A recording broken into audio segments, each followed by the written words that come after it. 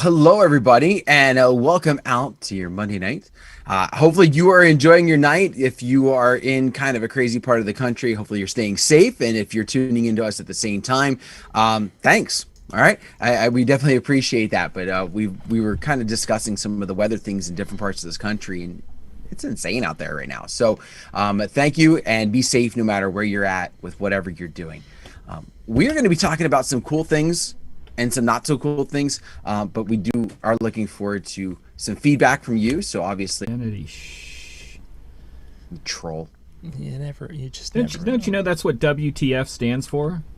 Welcome to Facebook. Welcome to Facebook. Oh, right? Okay, that's good to know. Right? Yeah, they say that a lot around. Someone posts something online. You're like, oh, you must be new. Is Restream down? WTF. Hang on. Oh no, here we go. It can't pop back. Yeah, typically Restream is pretty solid, but it looks like they must have had a burp there. Are we back? I think I saw. There we go. I don't have it. I only have the chat open. Yep, it looks like we must be back. So wherever you're watching from, thanks for watching. There we go. Excellent. There we. And I see Howard's in the chat. Oh, they're jumping in. It's kind of interesting when you can see that pops into our chat, the Restream chat, and then you see it on the YouTube chat. It doesn't show. Over here. It can be faster there. And there's times where it's the other way around.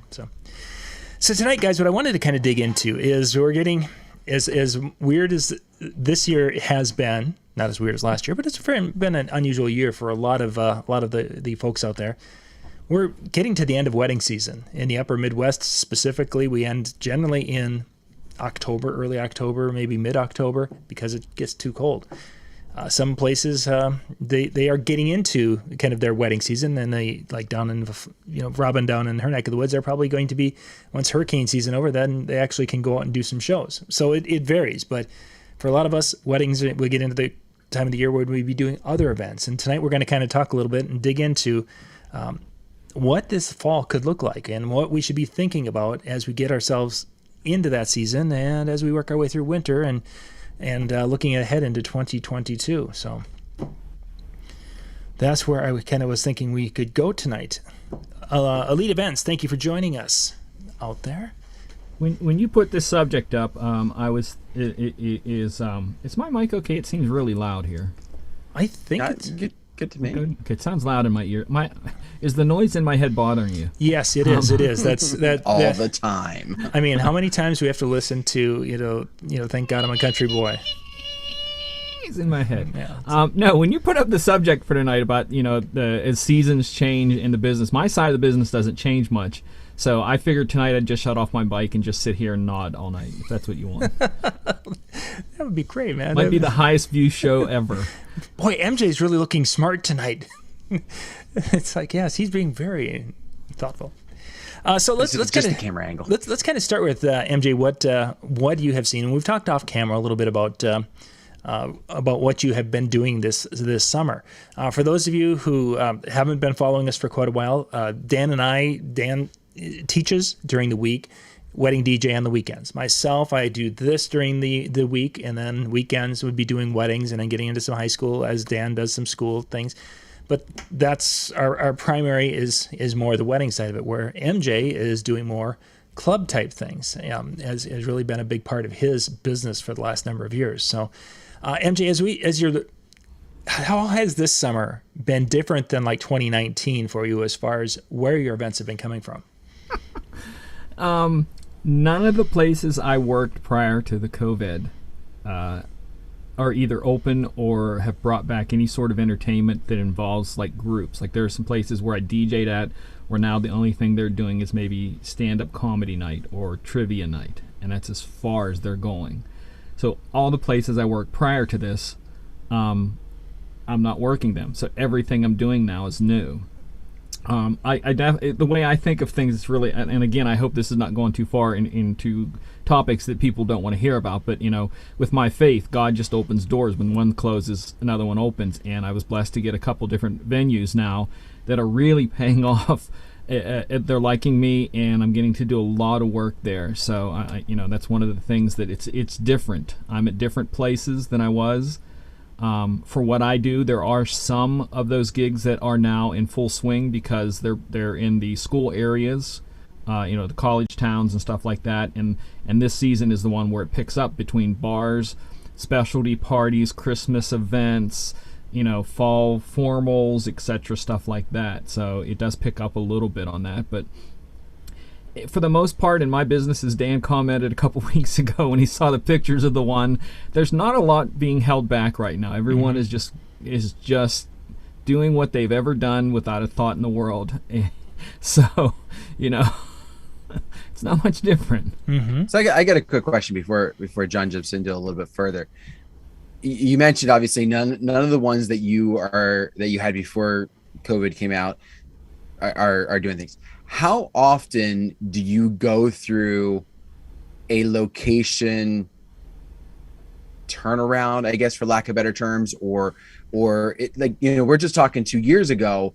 Is it common that in 2 years' time you might be at a completely different set of places? Like, assuming COVID hadn't happened, would you have expected to still be at those places you were 2 years ago? I would, yeah. Okay. Yeah, the one place, two of the places are still open. But like I said, they don't have, the other one used to have DJs every Thursday, Friday, Saturday. They have no DJs now. So because it was a place that was kind of a college bar, and DJs would come in every single Thursday, Friday, Saturday. No DJs, no nothing. Jukebox only. The other place had an upstairs and a downstairs. They did food. They're doing stand-up open mic, and they're doing trivia night, which is everybody sits at their tables. And the guy he said, I'm thinking about just killing the dance floor thing. So it's a place that it's still there, that if he would have people to come back, which I kind of have feeling when it's fall, like I said, because all these fall formals, they would get booked ahead of the time when it opened for formals. So he'd give me a call and say, can you come in 2 hours early, such and such a night, because they're going to have such and such fraternity is going to have a party here and they want a DJ. So it's from like 2 hours, and then the club opens up to the normal thing. And I have a feeling when they start that and throwing money at him, he's going to be like, yeah, can you come back maybe one night a week or something? So other than that, like I said, it's just kind of changed. In the other places that I'm at now, like both casinos and in the club down at WU, is business as usual for that. They don't change much at all. I mean, I was at the casinos while COVID was going on, when you still had to be, can we say the C word without being Facebook killing us? Because I'm hearing a lot of people saying that they don't even say that word anymore because they're afraid of getting demonetized and stuff. I don't. I think it depends on how it's being utilized and because everybody I'm seeing using the word jab.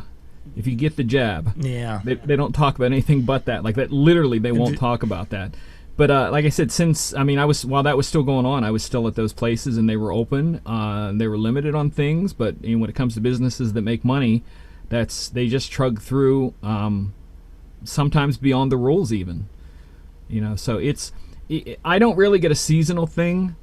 To answer Dan's question, a lot of those I would still be there, but businesses do turn over. There's been restaurants that have been for like 5 years, and then they maybe don't have as much business as before, so the owner will close it down, rename it, open it back up. They do that a lot. They used to call it the 1,000-day rule. So after 1,000 days, you're no longer relevant. Yep. Close down, reopen, redecorate, new name, new business, that sort of thing, which you saw a lot of. But a lot of the stuff, like I said, the stuff that is that I think some of them just looked at a tiny overhead of having a DJ in and said, is it really worth it? If they can close down at 11 p.m. as opposed to 2 a.m., and not worry that much about, only having drink income after 11 p.m. when the kitchen closes, sort of thing. Is it really worth it? So at one time when you were talking about, people could go and there were DJs up and down the streets. Mm-hmm. Is the capacity for the DJs at half of what it was in full? Those places, to the point where recently one of the streets, they've decided to do a safety thing because it's so packed that the sidewalks overflow into the street. So they started a thing on Fridays and Saturdays where there's blocks of it where the only traffic allowed to go through there is city buses, fire, and police. It's that packed of people to where they can't even let cars go through there. So you have to use all the side streets that go along with it. So every one of those places is packed to the hilt. All of them have DJs. It just happened to be, like I said, my two were up around the college, and everybody freaked out. Mm-hmm. The college has a lot of rules. Like they're doing rules now to where staff and students, one of them up there, staff and students have to have the jab to go. Like, you can't, if you don't get it, you can't be a teacher and you can't go to class. So there's all little things like that everybody's freaking out. But the other ones are just down in the city where it's a free for all, packed, exchanging germs right and left. Mm-hmm. But then and everything you can imagine they're exchanging. Yeah, and obviously the age of the crowd. You're talking a 21 to probably about 27-year-old crowd. Yeah. If that, 21 to 25-year-old crowd. Something you to that. would rarely find someone over 30 at those places. Yeah. Like, especially like the one college I do down in West Virginia, it's 18 and over. So you still have to be 21 to get the wristband, but we have a big portion of our people are 18 to 20. So, and that's a whole different demographic on everything you do. Music-wise, the way you play it, it's a whole different mentality. So one of the things, and you kind of made mention to this when it came to when the kitchen closed down, that we're starting to see here in central Minnesota is that because of the bar, the little bar that would have had a DJ or entertainment, it used to be that entertainment was always 8 to 12 or maybe 9 to 1. Most bars in Minnesota shut down at 1. I'm seeing more that are doing 8 to or 7 to 10. And they're shutting down, wrapping up after the meal. You're seeing more one-man bands than I've ever seen before have come. And obviously the demographic age-wise is a lot different in rural Minnesota. Yes, we do have younger people. I mean, that's not that we don't. But in a college town, it's going to be a little bit different. But when you're talking about a rural bar/club or small little nightclub, there's been a change with that, and that's what they've gone to. And I've talked to a couple of them and they're like, I make more money doing that than we did from that 11 o'clock till 1 a.m. because by then they were drunk and they were nursing one bottle of beer for the last 90 minutes and causing trouble. Yeah, the two things that I think you should take away from that, like from the college kids, a lot of those would drink before they would go to the bar because they would save money that way. So the late night people who were coming there weren't buying a lot because they were already pretty drunk. Mm-hmm. But also when you talked about the times, I know around here there were several either 24-hour grocery stores or really late night stuff. I can't find a grocery store near me that's open past midnight now. And it's because I'm a late night person where after I'm done DJing at 2 a.m., I usually have 2 or 3 places that used to be able to go to, and they're all shutting down early. You look at Harbor Freight. It's usually something you would think would be open till like 9 o'clock in the shopping center, whatever you call the strip malls. 7 p.m. they're done. Best Buy, 7 p.m. they're done. They're all doing this early stuff now because the extra hours don't add up as much as they thought. Now they get it. Everybody wanted that 24-hour life, and when they got away from it, they said, we really don't need it. It doesn't benefit us that much. So that's something that I think could work over into a lot of other businesses. Yeah, I think so, and I think that's as we go into the fall for a lot of us. Mikey Mike with us tonight mentioned that is doing a local bar. Must be doing it on a semi-regular basis. I would take from that he's doing it from 7 until 10. We're going to have different hours. It's not going to be the traditional late night type of event. So for those of wedding people like myself who would pick up some small bars around the area working in the winter, we may not be looking at the 9 to 1 anymore. It might be something. I know a lot of guys that picked up happy hour gigs. So like 5 to 7 done. And they're happy with the pay they're getting for that. So that's something that's neat. I'm actually looking at a couple places offering it for that. Yeah. If I can fit maybe that in a regular night of stuff too. Oh yeah, for sure. And walk in with a controller and or a laptop. Or 1 or 2 speakers max. Yeah. No lights, no nothing. Yeah, that would be a neat way to find some additional income for surely. So we've got that. You mentioned Best Buy, so that'll take us in the direction of corporate. This is an area that's become kind of concerning. Now, for those of you in the chat room right now, if you're booking corporate things or you have some corporate things on the books that have happened recently, share that. Kind of let us know if you have. What we have seen talking to some people that book a lot of some of the multi-systems friends of mine. Is their corporate, this is their time of the year when they're really busy booking Christmas parties. Some of them have canceled their Christmas party. Some of them have basically said, we can't make a decision, so we're going to probably say no because it's unlikely we will say yes. the corporate maybe, which at one time my corporates took off basically from the after Thanksgiving to the week before Christmas. We were doing at one time 25, 30 events during that window of time. It slowed down here for us for a number of years, but this year we're not even hearing of venues. They're like they've got crickets going on. Yeah, my friend AJ does a lot of corporate events, and he said this month alone he had more than six cancel. Said we're not going to do our corporate event in the fall at all. There's been a lot of pullback I've noticed. So I had a couple photo booth gigs who kind of reached out. They were doing some different things for some of the colleges, but it was like the corporate people that were reaching out from the college to set it up. And we're going through everything, and all of a sudden, like that was right about the time that they were starting to get a new talk of some bigger waves coming through. And I was like, so are we ready for a contract? And they're like, actually, we've just been told we're canceling the whole thing. Yep. So there's a lot of this pullback that we're starting to see coming through, and I don't, I think a lot of them, they were gung ho, 3 months ago, and now they're being cautious again. Let's see. Sean mentions on Facebook, thanks for being with us, Sean. Christmas party scene has died in the area for years, kind of in a Chicago, Wisconsin area, so it must be the North Chicago. I would assume somewhere between Chicago and Milwaukee. Sean, Brat Shop, great place, got to say it. If you guys have ever, we'll have to do something in Milwaukee and go to the Brat Shop. It's this cool 80s. It looks like a scene. The place is almost like a scene out of the Blues Brothers.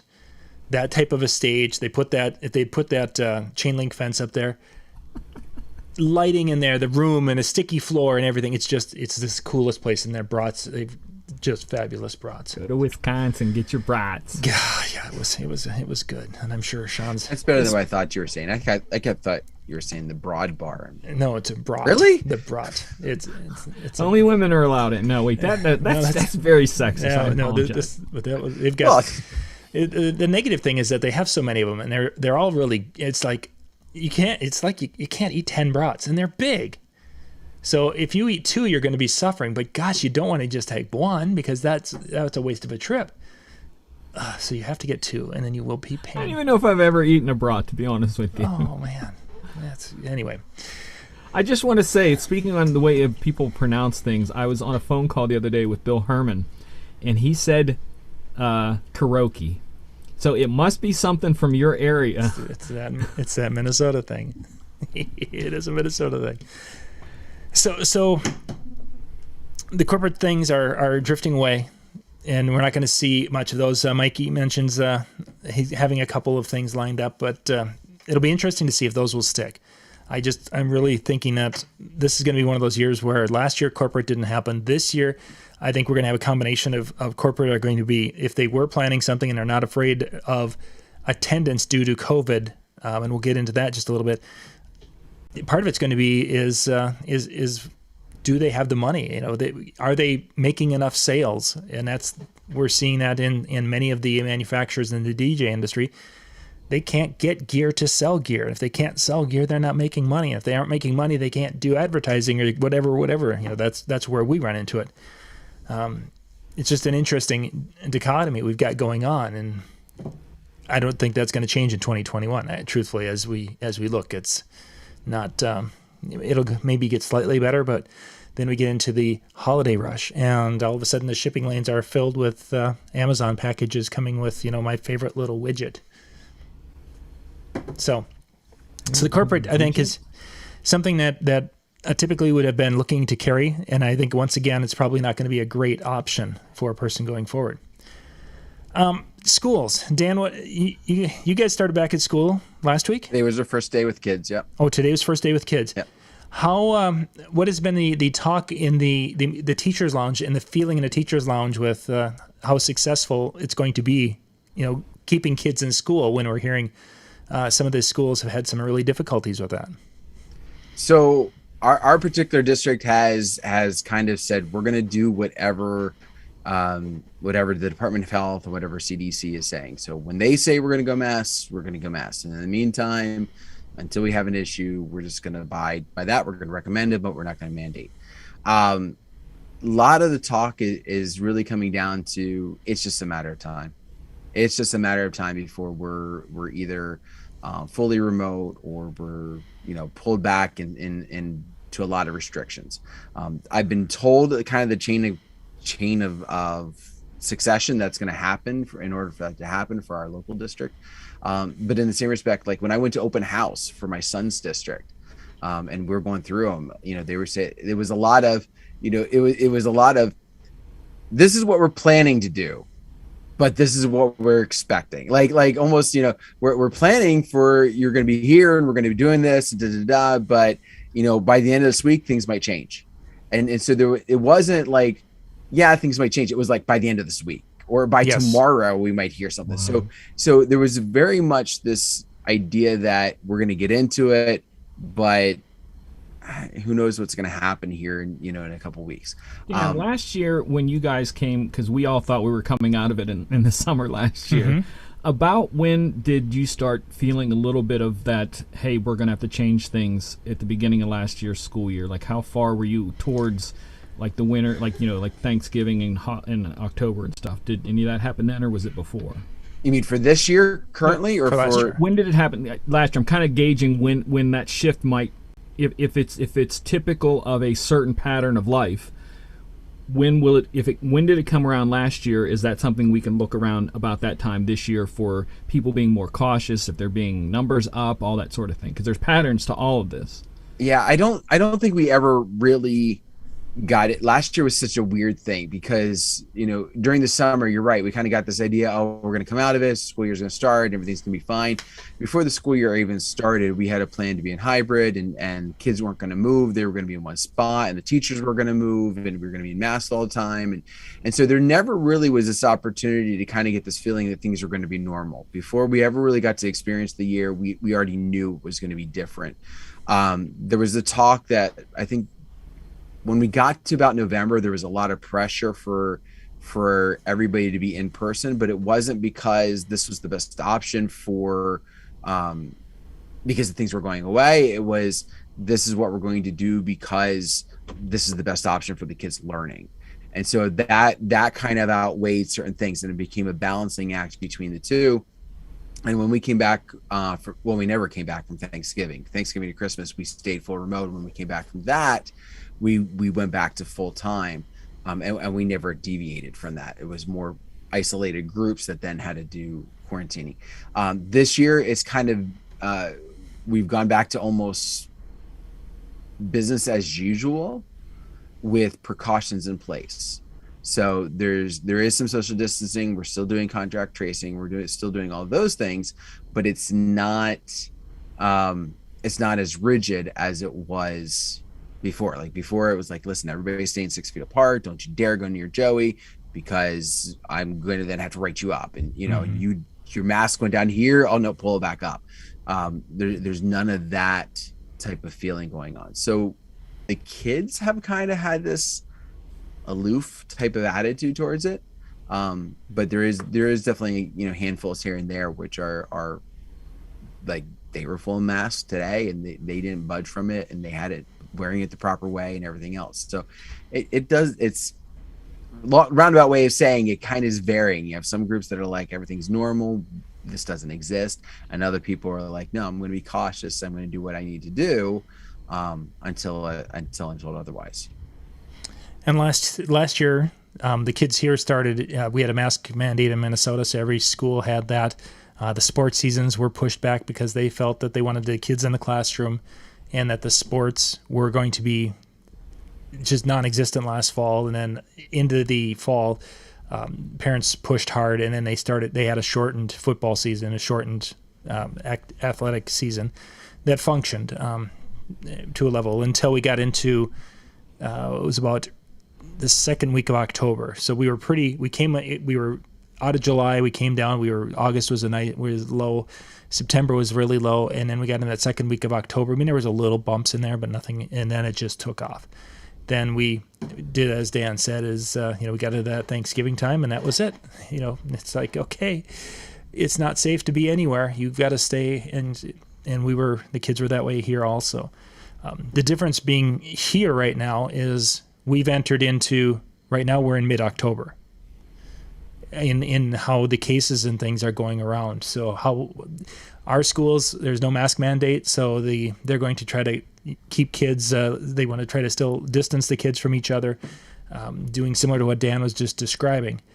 And it may work, it may not, whatever the resultant of that. But from our standpoint as DJs, what is this, how is this going to look for homecoming dances? Because that's somebody, Sean, I think, was mentioning that the biggest thing is looking at homecomings and fall weddings. Well, we'll jump back to weddings at a time, but I want to hit the homecomings. We've got our 3 homecomings, and the schools have already asked what our cancellation policy will be. So my district, the school that I actually teach in, they typically do, it's middle school, and they typically do a like dance around Halloween, and you get the chance to kids to dress up and have a good night and whatever. And it's a fundraiser for one of our rewards programs for the school. And we have a date. We have it already kind of scheduled, but meeting last week was, we're gonna see if the school board's gonna allow it here, and we're gonna wait. And just the way it was worded, which was basically like, if you told me the dance was tomorrow night, I think my one principal even said this: if you tell me the dance is tomorrow night, I can tell you right now the answer would have been no. Now, the end of October, we'll see what we don't. Yeah, there's so many just predicting. And you mentioned the not knowing, what's going to happen by the end of the week. There's the in Minnesota with the superintendents have been talking, and the word came out from one of their recent meetings is that once the kids are in school, and if there's a little bit of a flare up, that's going to be the opportunity to put in a school-wide mask mandate. They would like to do that. Many schools have tried it in Minnesota. A couple have done it. But then they're taking backlash from parents saying basically, well, we're moving our kids to a different school that doesn't require face masks, which there are going to be some of those private schools that will do that because of their connections or however they're who's paying. They're paying, and that's going to be a big part of it. But those things, I mean, if we get a school that goes to a mask mandate, homecoming dances are done. It's just not going to happen. It's not like prom where it's a once in a lifetime thing type of thing, and they would try to make it work. I don't think we're going to see that with junior high dances. I don't think we're going to see that even with homecoming dances. I don't think it has enough.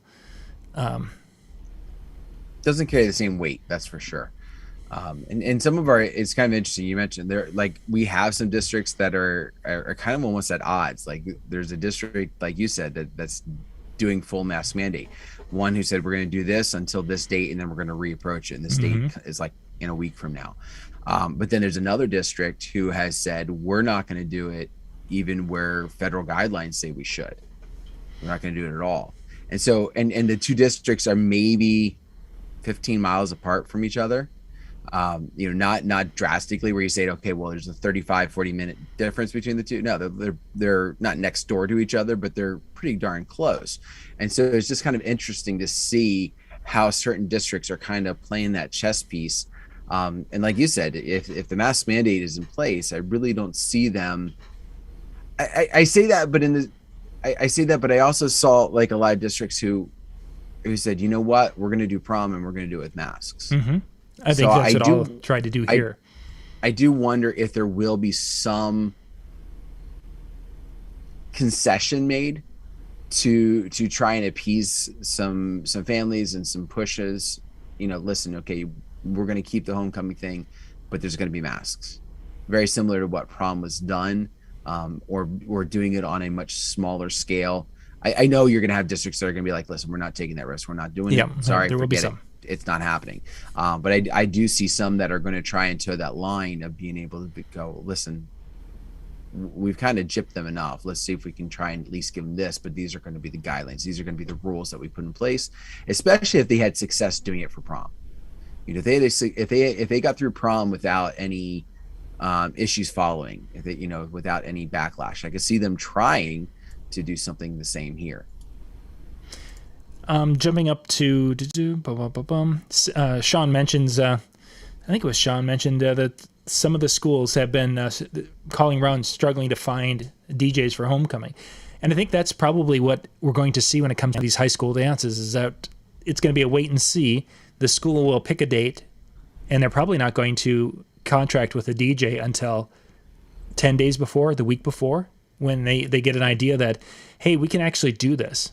I wouldn't be surprised if that's going to be part of this year's school year, where there's going to be this window, and there aren't any cases. No kids are out on quarantine.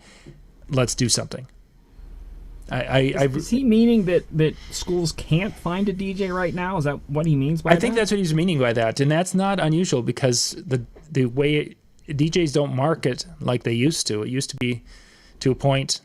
You could send mail, you could send faxes, you can't. Yeah, but everybody's a DJ nowadays, so true. That's the thing that I find hard to believe. Other than the fact that I do know a lot of people, their fall is smashed with people trying to fit weddings in. So maybe that could be it. That could definitely exactly. And I think that right there is hitting the nail on the head for a lot of the schools when they're trying to reach out to people. That, especially like with proms, sometimes you can get away with a Friday or a Saturday. When it comes to homecoming, unless you're doing it after the game, which then you might run into potential curfew issues depending upon your state, most likely your homecoming dance is going to be on Saturday. And so that is like your prime wedding days, right. And you're already running into a prime wedding month of October, at least in our area. I can only imagine, like, when I send my list of people, like when I'm booked and I send my list of people out, I know half of them are completely full. The only ones that I have any hope for some people are some of the multi-outs who potentially might have so many people they could. But October is just rough like that. Yeah, it's gonna be tough. And especially this year, as you said, making up for dates, I could see where schools reaching out going, I guess we'll find $100 DJ for the right price. Y'all got to call me for the right price. So let's transition over to the wedding area. That of course, as Dan said, there's most of us have got a pretty busy fall schedule. Usually our wedding season for us would have ended in October. I've talked to some DJs who they've got weddings booked all the way up through New Year's Eve. Almost consistently every weekend from now until then, even through deer hunting, which in Minnesota is like this holiday where nobody gets married because of, oh my gosh, there won't be a groomsman or, a guy in the room. I don't know if it's still that way, but John, it was kind of the same way here that the high schools were not open on the first day of deer because they knew no one would show up. They still that way in your area? Pretty Dan? much. Yeah. Pretty much. Yep. That's a big thing. It's tailed off the last few years. And I think part of that was, we have a generation of kids who have learned how to shoot guns on, Grand Theft Auto type thing over going out and shooting 22s. And they're saying that you can catch it from the deer now. So there's have you seen those articles? Yeah, unfortunately, we actually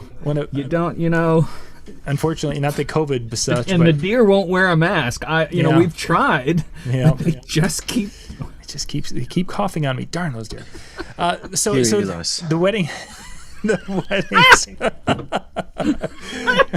You're gonna make Huey Lewis come out my nose.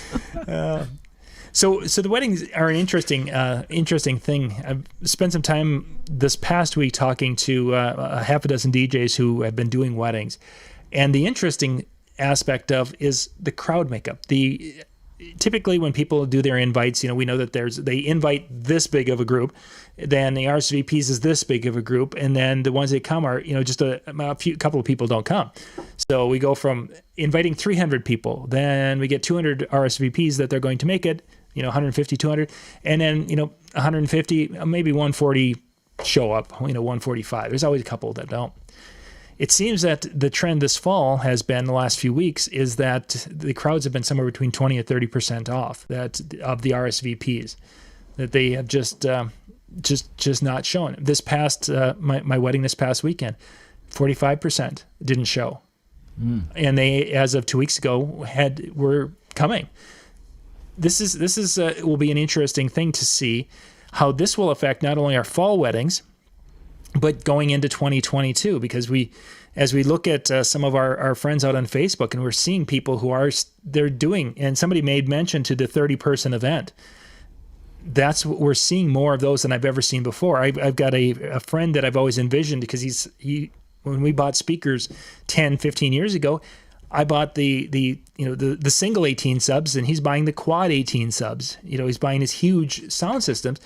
And in the last half a dozen wedding pictures I've seen from him have all been a backyard with like 4 tables type of thing. And it's different locations, but it's been, 30 people or under. Does he take all the subs is the question. No, I don't. I think he's gone to the Evolve. He's really gone to very similar to what Joe Bunn is doing, where he's got the Evolves and a couple of little lights and then the nice podium type of a system. And I'm not sure, but Joe has a lot of pictures out there, so that's why I use Joe Bunn as an example, because a lot of you have seen those. So it's how weddings are going to be affected going in, and how couples are planning, going to be inquiring this fall. I've had, I think, my last 6 couples who are inquiring for last year. They love what we talked about. Their pricing, they're good with that, and they're like, okay, great. When do we have to sign a contract by? And it's like, well, typically I hold it for 2 weeks. We'd really like to sign the contract about like December 1st, somewhere in that ballpark, because we want to see how things are going to go this fall. And that this is, it isn't like the same from the same little area, like same community. It's one of them who lives 20 minutes from me, one of them that lives an hour from me, one of them that's up north an hour from, and they're like, we want to get things booked before Christmas, but we want to do it closer to Christmas, just because we want to see where we're going to be going. How long would you then hold that date? Oh, I won't hold it. I won't hold it. In that case, we didn't hold it at all. It's just basically getting the information to them so they have it, and then they can see what's available when we get to that time when they're ready to book. But I haven't had people inquiring so far out that have wanted to book. Usually they inquire, you charge way too much for a DJ who just to push play.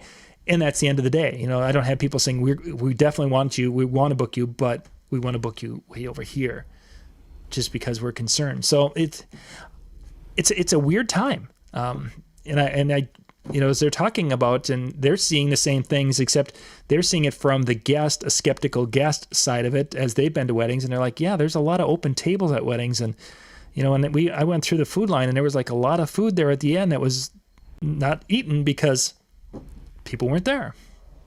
So one of the things I saw on Facebook recently, and every once in a while this pops up, but I feel like it's popped up more recently, which was a couple or a couple of different people who sent an invoice to the people who didn't show for the plates that they paid for. Yeah. Because, like, you RSVP'd and then you didn't show, so I'm expecting you to reimburse us for that money. I think that, whether that's true or not, I'm sure it is at some point. I'm sure there's somebody out there who did it. Yeah. And I think everybody else might be an urban myth with it, but it definitely is out there. I will say from my personal standpoint, I've seen both sides of it. So my wedding this past weekend, I don't think there was an empty seat. I don't think there was anybody who RSVP'd that didn't show. I mean, it was packed as far as the tables were concerned. Every table had their full set, it seemed like. 2 weeks before, I was at a venue who the night before we found out grandma and half of the groom's family weren't showing up because somebody tested positive, and everybody else was that suddenly triggered everybody to go, I'm not going anywhere here. Even though that person was definitely staying home and was not around anybody that was at the wedding, there was a large group that from the groom's family. I mean, like we felt really bad for the groom's family, because it's like, fortunately they didn't pick a side, right? But it was still one of those things where you could clearly see like a lot of family members were not around. Yeah. Imagine the new wedding thing. Are you on the COVID side or the non-COVID side, or the jab side or the non-jab side? Yeah. I wouldn't be surprised for, again, for couples to pull something like that, or to, we're going to do that to arrange it. It becomes a comfort thing. I mean, the Saturday's wedding, we were in a pole shed, beautiful for those of us who like pole sheds and like construction. It was really cool. Neat pole shed, but when they opened up all of the doors, all the overhead doors were opened up. So there was a breeze going through the whole time, and it was opened up because they had one set of grandparents who were going to be there, but they wanted to make it safe. So they had their tables were just a little bit spread out more than they typically would have been. And then they they had the doors open, so you had that circulation. That's what they did to help make it as comfortable as possible for people, because there were folks who came in and they had some tables that were outside under the lean-to on the side, and there were people who came and that's where they set up right away, because they wanted to be. And then the overhead doors opened up a few minutes later, and then they're like, oh, well, now we'll come in. Otherwise, it's that comfort level, and that's going to be really a defining factor with people making decisions on what type of event, what size of event, how many people they're going to invite, whatever. And from our side of it, now what do we do with that? Okay, do we become more flexible? Do we, instead of do we do a $100 down payment now that's fully refundable, and then in 60 days we need to get, or whatever, we need a non-refundable part of our retainer? I don't know how a person can works these things in to fill our calendar properly and protect ourselves and protect the business, and yet be flexible for clients. I'm gonna play the hardball here for a moment, and maybe because I haven't run into that, but my philosophy when it comes to this is I'm gonna hold my line on my business. We're not talking. I would still have that ability. Listen, I'm sorry, but if we get into a shutdown situation, there's a clause there to help you out, right? But if we're talking about like you're just not really sure, listen, I'm sorry, but next October or next September, I know is a time that I'm going to sell out, and so if you're not willing to move, then just be aware that when you decide you're going to be willing to move, it's going to be too late. And I would encourage them to go the wedding insurance route. I mean, that was one of the things that I heard a lot of people push, a few years ago, that there's insurance that they can get that is really not that expensive in the grand scheme of things, that if something happens shy of like the groom getting cold feet, type of mentality, that they can be covered and they can basically break even for all their expenses. Mm-hmm. So I really think that, that's going to be the direction to go to potentially help some of them. Listen, if you're that concerned, let's go ahead and, set things up, and let me put you in touch with some people that provide wedding insurance. And then you talk to them. And if you decide that's something you want to do, you handle that. I don't have anything about it, but I can help you find it. And then the pieces are in place that if something has to happen, it takes the risk out of their pocket, if you will.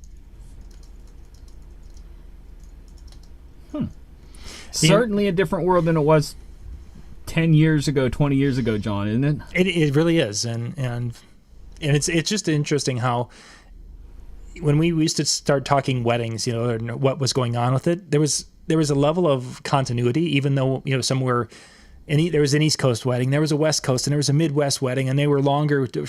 But the reaction of guests and how you work the crowds and how you book the shows were very similar. And today it's so much different from one spot to another, depending upon what's going on. Just crazy.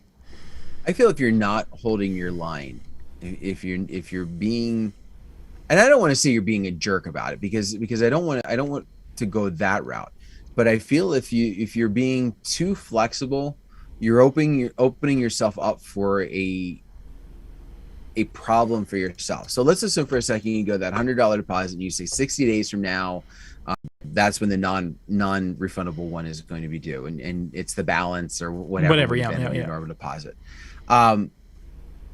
In my viewpoint, I don't really see that being as any different than somebody who decides they're going to just wait 60 days and do it and book at that original non-refundable rate. I think it opens yourself up.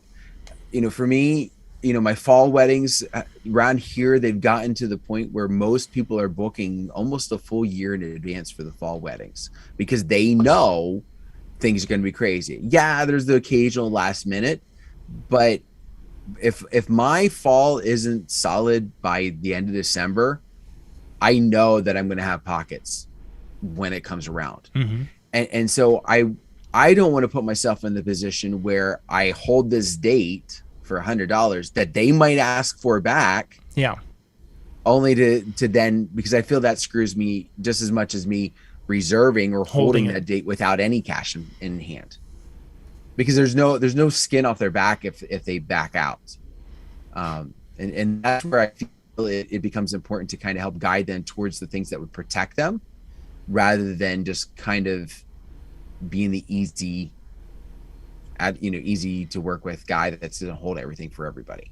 And I think ultimately that's, the best advice that a person's got. We have a business to run, and my recommendation, what I'm planning to do is I'm not changing anything. It's like when you're ready to boot the contract, I'll send you the contract. It's valid for the 10 days to 2 weeks or however it would play out.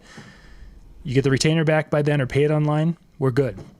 If you don't, we're going to have to see if it's available. I can't guarantee it after that particular point. They're talking retainers in the chat rooms there.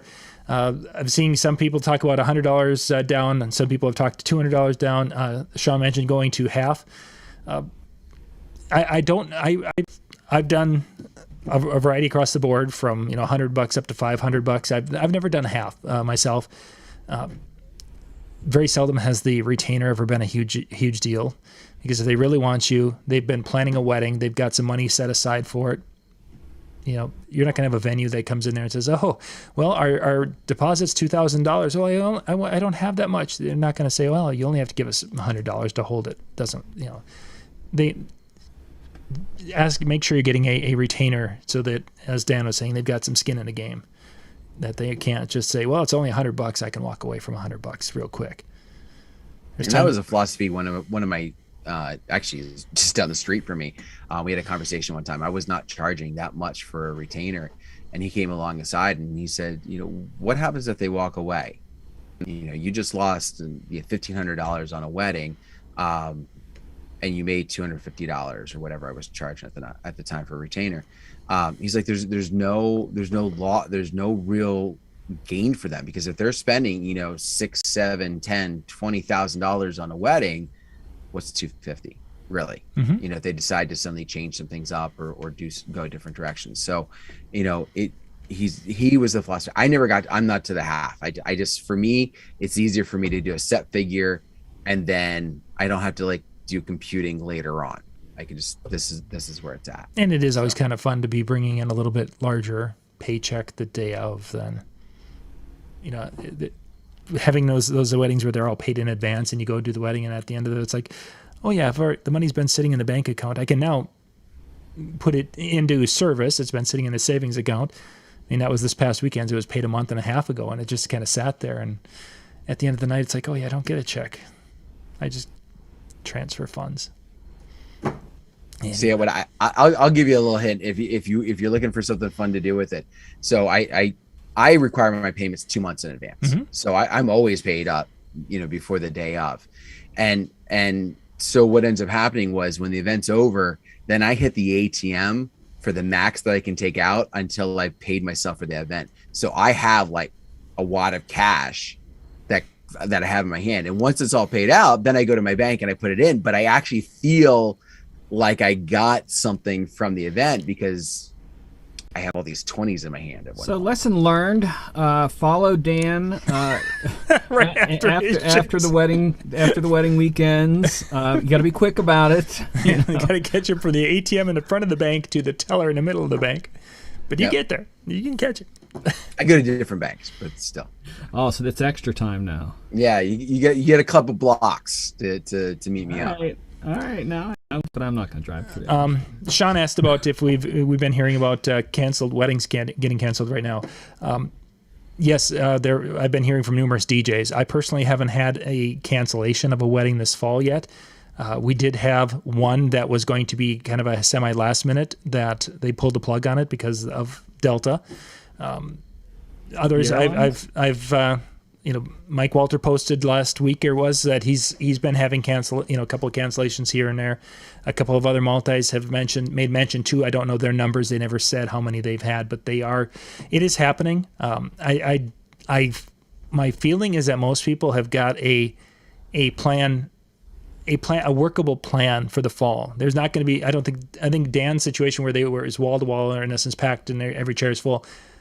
I think there's fewer of those than there are putting 100 people into a room made for 300 people and spacing people out and going that route. I think that's where people are going with it. So they feel that they can move forward with it, even if some of the guests aren't going to go. Yeah. John, can I throw something out on this? Yeah. Because we're almost out of time, but I want to get, we kind of talked about this off air too, because we're talking about where things go to the fall with us as DJs. Equipment-wise, we've not seen anything new, so we know equipment people aren't putting them out. I said that I have friends who have been looking for stuff, and they'll see it show up at different online places available, and then immediately, like an hour later, on back order. So there's just not a lot of products coming towards us.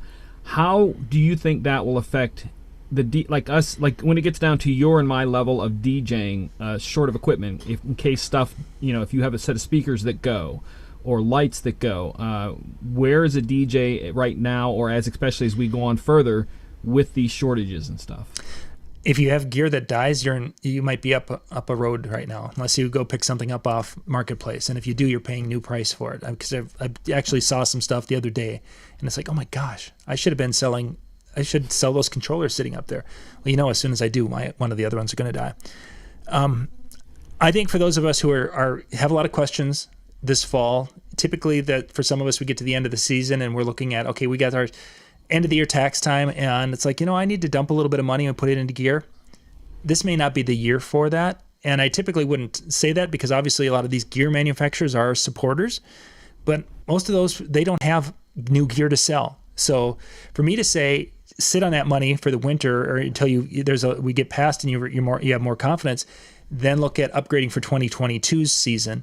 That's making sense to me right now. I think more than, getting into homecoming. Usually we would go and we would dump, $20,000 into new gear for homecoming season.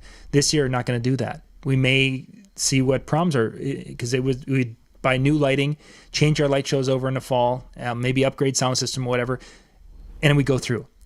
This year, I'm not doing that. I'm going to maybe look at mid-year, or we may push it off into summer. I mean, this year, I did all of my gear purchases back in June. And I did it based on wedding needs, buying another set of Evolve 50Ms, changing some of the light show, a little bit of the light show over, which I did that for homecoming dances. And it's like, if those don't go, but they're not going to go to waste. I mean, they'll be used eventually when we get back into school. So I'm not too concerned about it. But I think kind of, trying to hold on to money through the winter, through the fall, into the winter, see where things are going to pan out. Because we've got the COVID concern thing. We got this whole inflation thing. The economy is kind of in a situation, could go three different directions. It could stay the same. We could have a boom and people are like, woohoo, it's great and everything's going well. Or we could have a slide. So being prepared for the worst and hoping for the best is I think probably our best plan for it. And that might mean that we're going to be picking up some 5 to 7 happy hour shows. And for those of you who are mainly full time, you might be doing a couple of hours, and maybe you only making $100 for those 2 hours. That might be part of your fall and winter business plan. Maybe you're going to be marketing to letting schools know that, hey, I'm available. If you guys you want to do something at the last minute, an elementary dance, I can come in and pop in and do that. And you may not be making as much, you may not be bringing in as much gear, but it might be something to help fill that schedule a little bit. You might be going into doing trivia nights or karaoke nights, whatever. It's just, I think that flexibility is going to be a big thing as we go into this fall and this winter, and see where we're going to be come 2022.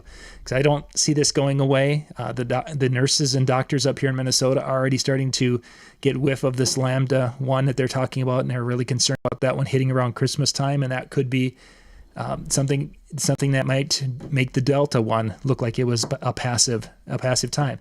Even if they're completely wrong, they're talking about it, which means that there's a level of concern within their industry. And if there's a level of concern in their industry, it's probably something we shouldn't just blow off and say, yeah, it's not that important. So it's best to be prepared. So we all should practice our chicken and vegetable bartering skills. No, I think it's just this isn't the time to overextend. This is the time to be a little more conservative. I was looking at it from the point of view is that just if you needed it, a lot of the companies just don't have it. So and there is, gear. The money. Yeah, that was the thing that I'm looking at. Like I said, I have friends who have the money and want to buy something from like these obscure companies, from mainstream companies that it's just not there and probably won't be until spring. I think one of the things to focus on, especially the takeaway from what John was saying, is rather than focusing on, kind of going out, I'm going to get this great new product, and whether you have the idea of selling it before you get it or whatever, I think the idea of making that new purchase is something that maybe needs to just kind of hold on because of supply and demand. If nothing else, I mean, you don't want to try and sell this product for a homecoming or for a wedding that you have in October and expect that you might be able to get it in time. So I think where your gear purchases are going to be best spent, especially during that time, is if you don't have a proper backup in place, if you don't have a proper piece of equipment to replace something that you use, that's where you need to get off your butt and go spend the money right now, or get on the wait list right now, so that way you have it in place. And if something goes down, you're not going, crap, how am I gonna do this wedding this Saturday? I can't overnight it because they don't have it to overnight. Yeah, exactly. Right. So take advantage of that process instead. Good point. We gotta head. Now up next, hanging with Howie. I gotta click enter so it goes up into the chat. DJNTV.com/chill. Hanging with Howie. We'll start here in just a few moments. Howie's going to be doing an interview with I can't remember who. Travis. He'll explain everything. You guys bump in there. He'll have it. Tomorrow night it'll be Brian and Jay back on Tuesday night, and we're still not back with Ben yet. We'll be nothing till after Labor Day, but I will accept topic ideas if you guys want for this fall in the show, in shirts to wear during the shows. So the last thing I'm putting is watching one of our trees. I left for an event and everything. We're fine at home, and I'm a half hour down the road, and a storm came out of nowhere and hits. And you'll see just as you're at a show and this happens and there's trees down there. I think that's it. We're ready to go. Fitz, you also saw the things to be. Enjoy hanging with Howie. Again, DJNTV.com/chill. You have yourself a wonderful night. We'll see you next time.